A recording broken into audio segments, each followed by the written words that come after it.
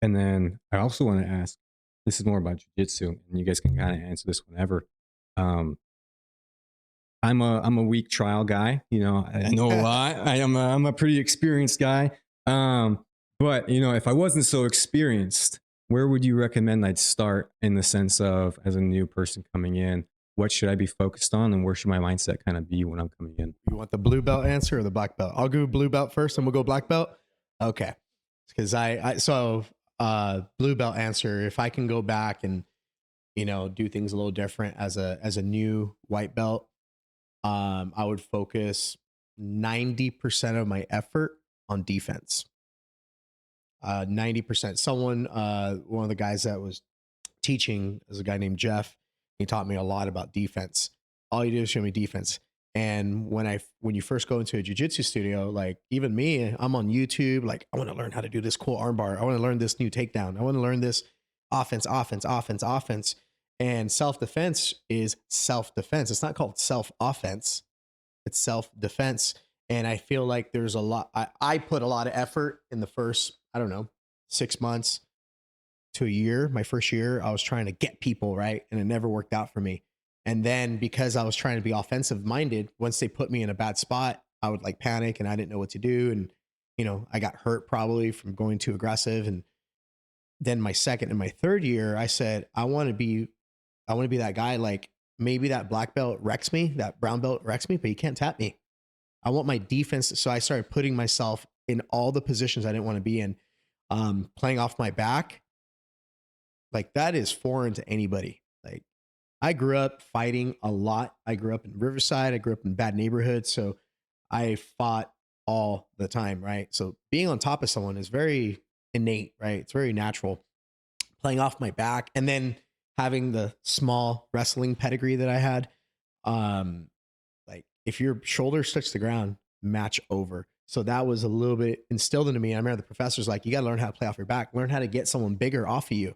So I started being defensive minded and saying, okay, I'm going to put myself in side control. I'm going to let someone take my back. I'm going to start from the bottom. I'm going to do pull guard. Like I'm going to do all these things that I don't like. And so being more defensive minded, it took me about my first year, maybe year and a half to even get that. And when I started becoming defensive minded, I remember I got to a point where I felt comfortable learning offense because I knew that if something went wrong, I can always default back to my defense. Like, oh, I went for this arm bar and they sweat me and now I'm in side control. I want my brain to be like, oh, we've been here before. We know what to do. Versus I feel a lot of me and I feel like a lot of white belts when they first started, they're like, I want to learn the move of the day. I want to learn more tools, which is cool. Don't get me wrong. I'm still obsessed with learning new moves, but I'm like, if I get in a fight, I'm not trying to hurt somebody. I want to learn, number one, how to protect myself. And I feel like with new people, I wish that was told to me in like plain English. It was kind of told indirectly, but I wish someone would have sat me down and be like, listen, have the best defense ever. And then let the offense come to you. So that's my point of view. That's a blue belt answer. I think jiu-jitsu, it's a game within a game. Okay. So when you first start, and I still to this day, it's a game within a game, and that never changes. We all know that what we want to do with jiu-jitsu. We want to sub the guy. We want the highlight. We want all that. But I, as a white belt, I was a white belt for 5 years. Ooh. Okay. So we're not going to get into that. But I was a white belt for 5 years. Okay. Now I'm like 16 years in. I would give myself challenges to the day. I'd be like, look it, I just started. I'm gassing. I'm dying. I'm having to sit out rounds because I'm, gassed. Today's my challenge is I am not going to that wall. Whether I lose all 5 rounds, my personal goal is I'm not going to the wall. Okay, challenge accepted, conquered. Today, I am not subbing more than 5 times. So like, oh man, the first guy got me 3 times. I only got 2 left or I fail. So always give yourself a game within a game. And if you do that when you first start, next thing you know, you start getting better. Oh, I'm not going to get tapped out. By not getting tapped out 5 times a day, what gets better? defense. Yeah. Because you're mindful of not getting tapped. That's your game. Yeah. Winning is not your game. If that happens, cool. If I hit a home run, great. I'm just trying to get on base. Yeah. So you've created the game within a game. So that's what I like to do. I like to try to like create little games. So when I first started, I think that's a good thing to know. Just like life, everything is like tying your shoes. And jiu-jitsu is no different. When we first start jiu-jitsu, we're 5-year-olds. We don't even know how to tie our shoes. We have mom. First day, you don't know how to tie your belt. Professor ties it for you. It's a very ego strike to you. You don't know how to tie your belt. So it's like, I got you, bro. You know how many grown men's belts I've tied for? A lot. Okay. So it's like, we don't know how to tie our shoes. We know the concept. Like, okay, I got to choke this guy. So you're like, I know I got 2 laces here. I got to under the bridge and pull it through, bunny ears around through the thing. Oh, missed it. I did all the jiu-jitsu, missed the arm. Oh, missed it, didn't get it. But the more and more you do, the more and more you do anything in life, now I can just armbar. Boom, it's just reaction now. Boom, there it all. You give me an arm, there, take it. Give me a wrist lock. That's what I'm trying to. You're giving, because I've done it so many times that like it's just repetition. And that's anything in life. Whether it's a religion thing and you're like being strong with your faith, the more and more you read the Bible, the more and more you're able to quote scripture. Whether it's work, a skill, being a lawyer, selling houses, the more and more you do it, podcasting, the more and more you do it, the easier it gets. Yeah. And you find yourself. So it's like tying your shoes, a game within a game. Just today, I'm working on loop, swoop, pull it through. And then I'll worry about bunny ears some other time. But today I want loop, swoop, pull it through. Yeah. You know what? I like that you said about like the repetition, being that you're an athlete, right? You played sports your whole life, and in jiu-jitsu, one of the things that I feel everyone is, even myself when I first started, they're in a hurry to learn it all, right? And when you have the mindset of trying to learn it all, you become a jack of all trades, master of none. So it's like, let's say, for example, if I show you like, here's a defense on how to escape side control, right? And you go, okay, cool, right? But then that person, the very next day, you're learning something different. The next day, you're learning something different. You don't have enough time on that thing to get good. And I feel like jiu-jitsu, this is the trainer in me coming out now. It's compared to any other sport, the structure, oh, it's gonna sound bad. I think they're not consistent with structure. So let's say, for example, if you're a brand new basketball player, I say, okay, great, we're gonna learn dribbling, right? And then once you learn how to dribble, we're gonna learn how to dribble and move. Oh, once you learn how to dribble and move, now we're gonna learn how to do a layup, right? Oh, now we're gonna learn how to do it with contact. There's this progression where every skill is being layered with another skill, right? But imagine if I was like at practice, I was like, today we're going to work on dribbling. Tomorrow we're working on shots. The next day we're going to work on cutting. The next day we're going to work on behind the back crossover. And you're trying to learn moves, but you don't learn movement. And I feel that because jiu-jitsu, it's caught steam, I would say a lot in probably the past 10 years. But I feel like it's still behind on the structure side of not spending enough time on something. So I remember when I used to wrestle, and playing basketball, when we would learn something, like I remember my 8th grade year not having a left hand. I didn't have a left hand. And I'm a point guard, so you gotta be ambidextrous, right? And the other team's like, make him go left, turnover. I got benched. And then my playing time was like taken away from me. They're like, oh, in pressure situations, if people make you go left, you don't know how to go left, right? Yeah. This is a true story. I would say maybe 2-3 months later, was my 8th grade year. I'm in middle school. Yeah. You heard the other team say, make him go right. I'm going to show you what I did. Obviously, I went and worked on my left like crazy. All I did was left. I could only go left. I even taught myself how to shoot left-handed. And then during the warm-ups, I did everything as if I was a lefty. You know how you do your layup lines and all that? I would even shoot and my rhythm. And in the game, I made it look like I didn't want to go right when they're like, make him go right. And it was just because I spent a lot of time on that. And to this day, I'm ambidextrous with my left to right, but it's because I spent probably, I don't know, 6 to 8 weeks religiously saying I'm going to focus on that. And I took that same mindset into jiu-jitsu. Every time someone catches me on something, I remember side control was like the first thing that was like death for me. And I was like, I'm going to put myself in side control with everybody. And then I remember some, the higher belts, they would say this to me. They would go, well, why? I'm going to get you there anyways. I was like, oh, I just need to learn. Like, I was like, no, I get that, but I need to get out of it. They're like, do you want me to hold you? I was like, no, I want you to do jiu-jitsu and start from there. And I would get sub. And then mount was another one. I hated it. I didn't know how to get people off me. Grab the arm thing wasn't working for me. Yeah. I was like, how the heck do I escape mount?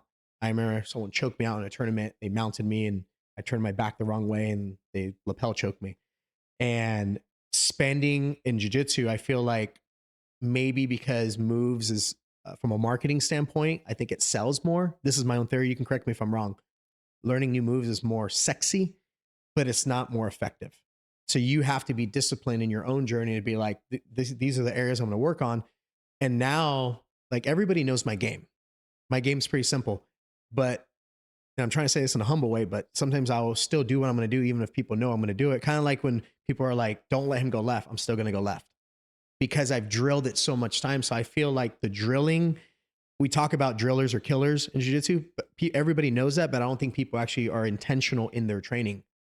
So like when I do jiu-jitsu now, it's very rare that my goal is to win. Like what you said, I'm always trying to win at something, the move of the day, the escape, the sweep. I try to specify my training as much as I can because that's what we do in any other sport, right? Yeah. Every sport does that. It's not a secret. If you want to get good at going left in basketball, you got to practice your left side. But in jiu-jitsu, I feel like we're a little all over the place. So then a year later, people are like, man, I'm not getting better. I'm like, yeah, well, what have you been working on? And then you ask people that question and they're like, they really don't know. Like, I don't know. I'm just trying not to lose. I'm like, well, you didn't really answer the question. So I feel like you have to be intentional as a new white belt and be like, these are the specific things and I'm going to do it until it finally works. Right. So that's kind of like something that I wish I would have been more intentional about when I first started. And now that I'm doing that, I feel like I'm growing and I'm also not getting hurt as much as I used to. So I think that's great. And going further, so it's from what I've been told by you guys is no matter what sport, even for anyone out there that plays any sport, it's always figure out the generals and the basics of the sport that's required and then growing upon that, right? For jiu-jitsu, at least the way my brain sees it, can be a little bit more complicated because it's not as simple as just saying I need a dribble. It's not as simple as just saying I need to shoot. There's a lot more movement into it that's required. Do you guys have anyone on social media or YouTube that does a great job of kind of going over the generals? Not someone who likes to show all the flashy stuff and what you can do, but for someone that's coming in and wants to kind of try and learn on their own time too, because not every time you can always get what you want out of the sessions. Do you guys have people you like to kind of look at? And I don't know if more about social media. You can find anybody teaching moves on jiu-jitsu on YouTube or whatever. That is legit. But I think private training or privates in jiu-jitsu, what we call it, or private personal training, and that Henry offers is how you can get cross the T's and dot the I's. Because if you go to just a jiu-jitsu class, you're going to walk into a move and you'll be like, okay, but like, how do we get there? yes. And now you have to wait for the class to come all the way back around, throw the coach toes it again. But when you get private, you can be like, I have trouble with this. Can you help me with this? And he will spend time with you and help you with this. You go to Henry. Look at when I first started working out with Henry, I got it. I understood what he was doing. So I was 100% in. But if you've ever trained with Henry, sometimes you'll just go in there and you'll squeeze a tennis ball for an hour. And everybody else is getting after it. Duts and just crazy workouts. But Henry is about building the athlete from not missing a step, not going over, just not missing, like you're tying that tight. You want your athletes to be tighter than a gnat's butt, right? Yeah. So like, you're like, no, we're not gonna, yeah, eventually we're going to do this. Eventually you're going to carry a sandbag up a hill for it. Eventually. But today you got an injury. We're going to fix that before we get to that. And we're going to climb the ladder slowly, because I'm creating you into I'm trying to get you to be as closest as you can be to the perfect version of an athlete for yourself. Yeah. So I feel like private training, developing slow, focusing on your stuff that you're not good at, or working on your injuries, and developing the athlete slow, rather than like, I got a cool armbar to show you. You guys want to see this today? Not, maybe in class, but in private training, no. You can't do that armbar yet because this stinks. So we're going to focus on this for an hour. We're going to go left for 8 weeks until that shoulder's feeling better. And then once it's feeling better, that's literally, if you've ever trained with Henry, that's literally how he does it.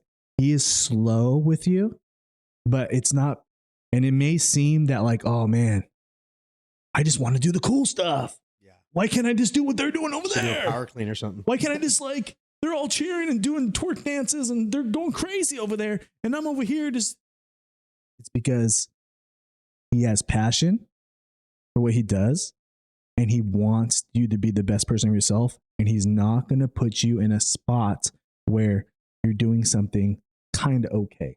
He wants you to be ready for when you get to the next level. So private personal training, get privates in jiu-jitsu. You want to get faster. You want to get stronger. You get, every little muscle counts. Every little angle counts. Explosion. All that is slowly built over time. Cannot just get on the bench and put 315 up. No. You can if you arch your back and you don't do it technically right. Yeah. Like, that was form was horrible. I could squat this much. Yeah, your butt was going sideways to the left because you have a right knee injury and this, that, and this. You're just going to hurt yourself. Yeah. You got it up, but it wasn't pretty. Developing the perfect athlete and the perfect version of yourself as an athlete. The perfect athlete doesn't exist. I don't think so. I think every athlete, LeBron James, there's something wrong that he does not do perfect. Right? The perfect athlete cannot. And Michael Jordan had problems. You know what I mean? So I think but the perfect version of yourself as an athlete is important to build it slow. I think the most important thing for, if you're a parent, is to understand PEDs. You got to get all your kids on PEDs. Dude? Not those type of PEDs. If you're like steroids, performance enhancing details. Performance enhancing details. I know what you guys are thinking. Performance enhancing details. Details always matter. So I feel that everyone's always in a hurry when it comes to development to just get it as quickly as possible. Like if your kid, I was working with a good friend of mine. Sadly, he passed away, but he was a wide receiver at Washington State. Got in a motorcycle accident, passed away. But besides the fact, he ran a 4.44 and he was like 6'1", very fast guy, right? And this is one of the he was trying to go to the NFL at the time. And he went to a combine, like one of those scouting combines. And he ran like a 4.49, and that's not good. Losing 5, that 0.05 is huge. And they didn't want to look at him. So he hit me up and he goes, hey man, can you help me out? I need to get faster. Now this is a guy who's a freak. His name is Daniel Lilienthal, and checks every box. I remember going to the beach. My family was friends with his family, and all his brothers looked the same. And I remember being like, man, I can't take my shirt off around these guys. These guys are like carved out of stone. So his work ethic was insane. So I said, tell me what you're doing. And, strength training, the conditioning, he checked every single box, but he got slower. Then I said, okay, I'm going to look at your joints, make sure everything's good, make sure everything's feeling good. I was like, is there anything in your body feel off? And he goes, well, my hamstrings are a little tight, nothing too crazy. I just kind of deal with it and it goes away. I was like, all right. I find out he lacked a little bit of internal rotation in his hip. I said, dude, your your left hip or right hip, I can't remember which hip it was, one of his hips, he didn't have good mobility. It wasn't bad, but it was enough to cost him that. Tenths of a second. Yeah. So it was even tense. It was hundreds. Yeah. 444 to 449. They were upset. They didn't want to look at him because he got slower by 400ths of a second.